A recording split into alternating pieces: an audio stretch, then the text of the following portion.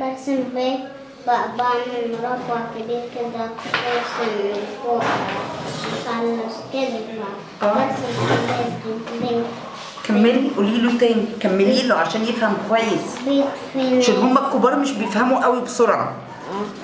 بيت في ناس كده تقعد فيه، عايشة فيه، قاعدة فيه، بتجيب أكل، تاكل، تشرب، تلعب، تعمل كل حاجة. طيب والناس اللي جوه البيت دول هم شكلهم ايه؟ متخيلة شكلهم ايه ولا مش عارفة؟ ناس.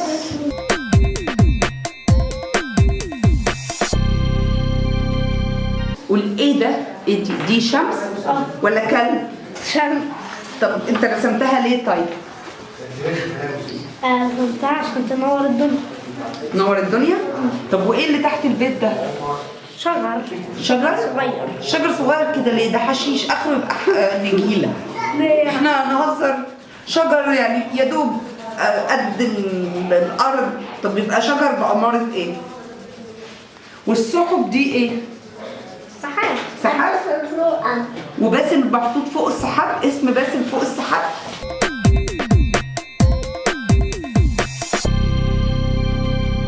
بترسم ايه؟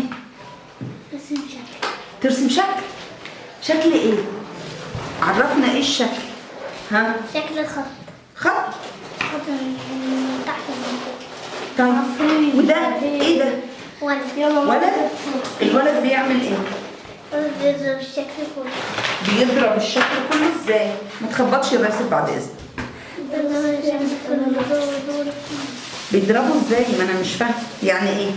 بيلعب معاه ولا بيضربه بيوجعه يعني؟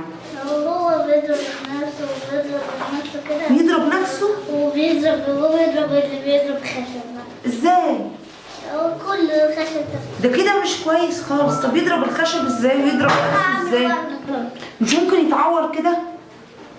طب وهو بيعمل كده ويتعور ليه؟ عملت ورد قافل وفتح. عملت ورد قافل وفتح؟ طب ما تعمل لنا ورد كده يا اياد؟ اياد تعرف تعمل ورد؟ لا خشب بس. طب ترسم شمس طيب؟ لا انا بعرف سمك؟ طب ارسم لنا سمكة كده. بيرسم سمكة؟